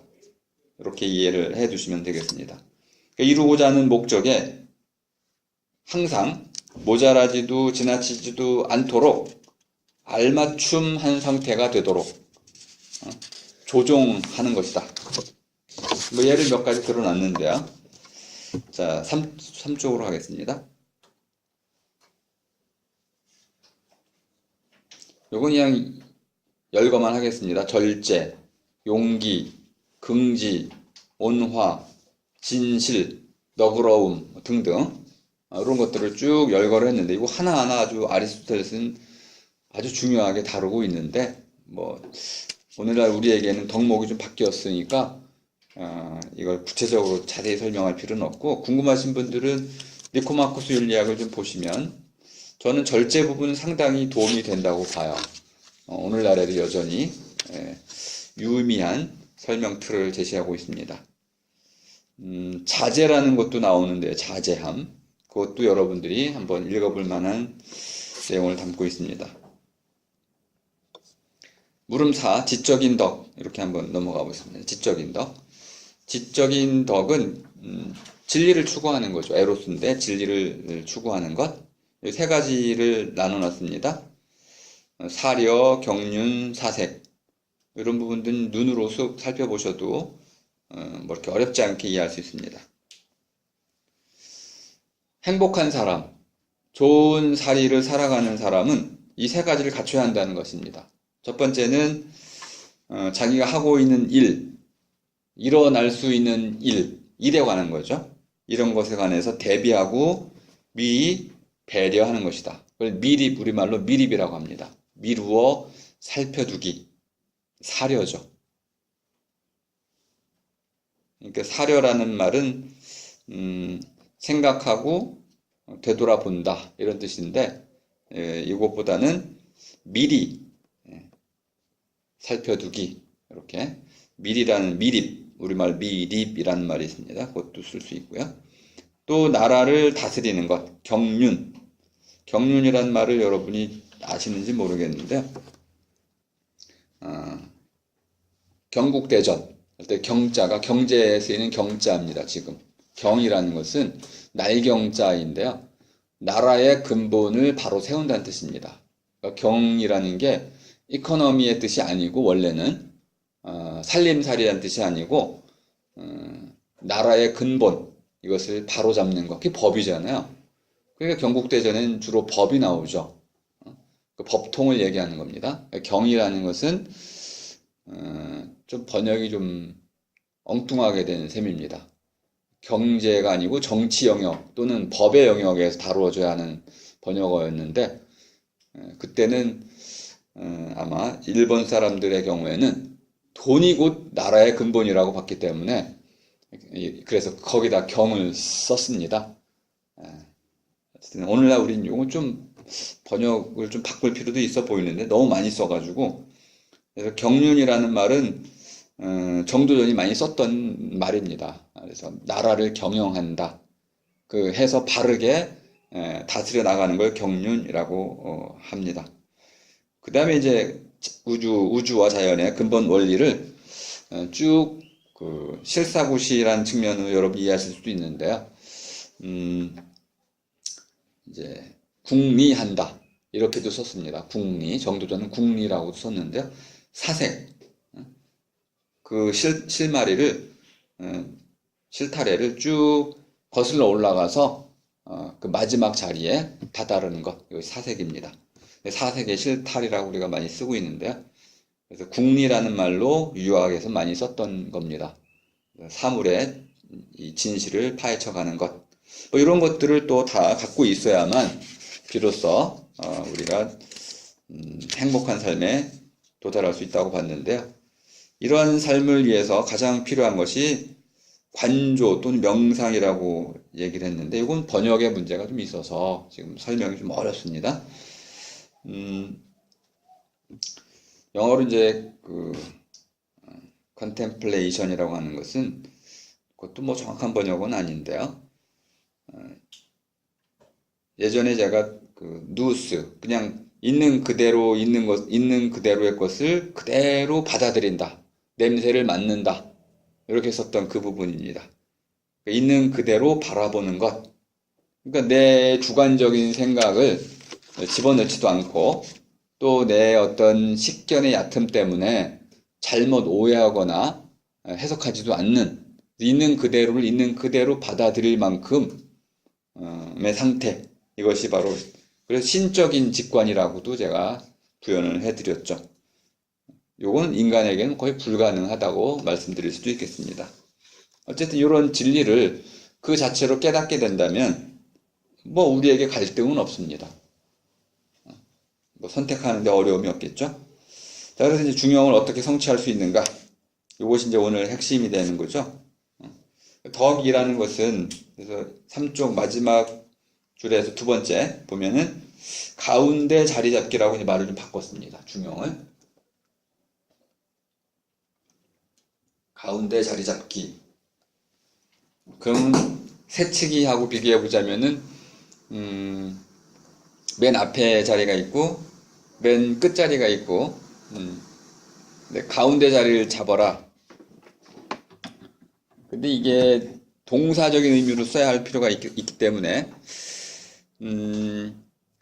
모자라지도 말고 치우치지도 않도록 잘 자리를 잡으라는 뜻으로 이해한다고 하면, 이건 제가 이 말을 만들어낸 겁니다. 가온 잡기라고 이름을 만들었는데요. 가운데 잡기에서 가운을 원래 의미가 가고 오는 대라는 뜻이에요. 가고 오는 대. 대는 장소란 뜻이고요. 그래서 요거를 그냥 줄여서 가온이라고 쓸 수 있으니까 그냥 가온 잡기. 가온 잡기라는 게 뭐냐면 그때그때마다 달라지겠지만 모자라지도 않고 지나치지도 않도록 행동하라는 거야. 가온 잡기 또는 그러면 가온 걷기도 가능하겠네요. 가온 걷기. 그러면 이제 가온 잡기라는 것은 그때마다 어떤 척도가 있어야 될 것 같습니다. 그래서 이제 아리스토텔레스의 이제 윤리학의 핵심은 이런 척도를 결정하는 겁니다. 아까 몇 가지 쭉 열거를 해드렸죠. 한 가지 예를 가지고 설명을 드린다면 절제를 가지고 쓰고 있는데요. 사쪽에 가운 잡기 그 부분에 있습니다. 어른과 어린이에게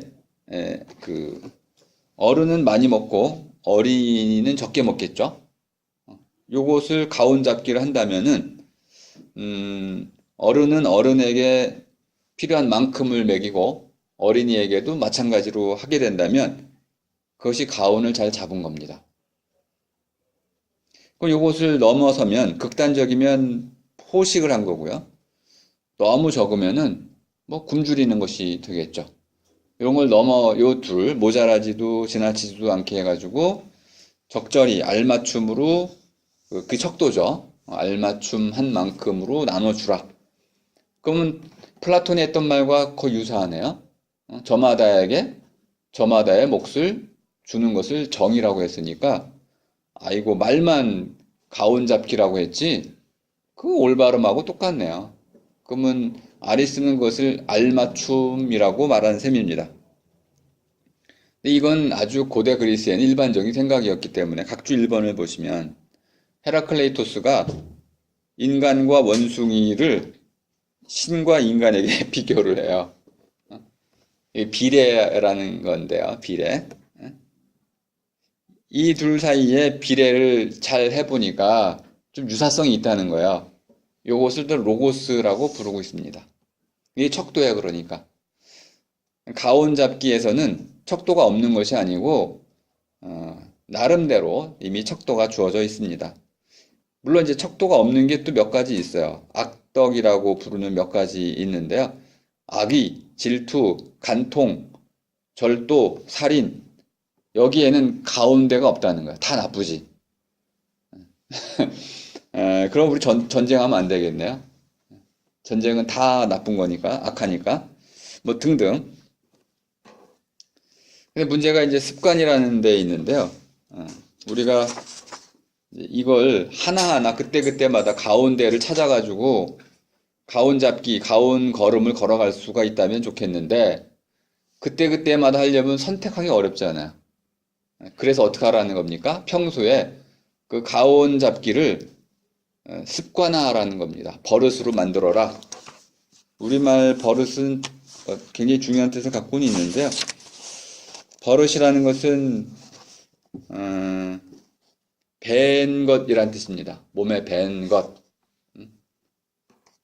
버릇이란 말과 몸에 밴 것은 같은 뜻인데요. 몸에 배가지고 그것을 이제 자기 것으로 만든 것, 이것이 버릇입니다. 습관이라는 말보다는 좀 더 정확한 뜻을 갖고 있는데요. 몸에 배려면 밥 먹는 거 한번 생각해 보세요. 연습이 많이 필요하죠. 여전히 나이 들어도 젓가락질 잘 못하는 분들이 많죠. 그건 그렇게 오랫동안 올바른 젓가락질이 몸에 배는 게, 버릇으로 갖는 게 그만큼 어려운 거죠. 하지만 그것을 한번 습관화하면요, 버릇으로 들면 아주 쉽게 그 젓가락질을 해낼 수 있습니다. 아리스가 말하려고 하는 것은 그런 종류의 버릇입니다. 끊임없이 반복 실천하면 누구나 다 몸에 익게 되고, 몸에 익으면 행동이 저절로 이루어지는 것이고, 저절로 이루어지는 행동으로도 똑같은 올바른 행동을 할 수 있다. 올바른 행동을 잘 해나가면 결국 좋은 삶을 살게 된다. 이게 중용의 습관을 통해서 결국 올바른 삶을 살 수 있으므로 행복한 삶, 가장 좋은 살이는 중용을 통해서 도달할 수 있다. 그러니까 행복이 중용은 아니군요. 가장 좋은 살이, 가장 좋은 삶이 펼쳐지려면 바로 우리가 중용의 미덕, 중용의 덕을 실천해야 한다는 것이지, 물론 중용의 덕을 실천하면 그 자체로 가장 좋은 삶이라고도 할 수 있는 면이 있어서 중용과 행복을 동일시할 수 있는 면이 아예 없는 건 아니지만, 그래도 관계를 따져본다면은 가장 좋은 삶이라는 것은 중용을 실천하는 삶을 통해서 이루어지는 것이다. 이렇게 말씀드릴 수가 있습니다. 그러니까 중용은 바로 행복의 근거이지 행복과 같은 것은 아니다. 이렇게 정의를 할 수 있겠습니다. 자, 그럼 이제 오늘 강의는 이렇게 마치도록 하겠습니다.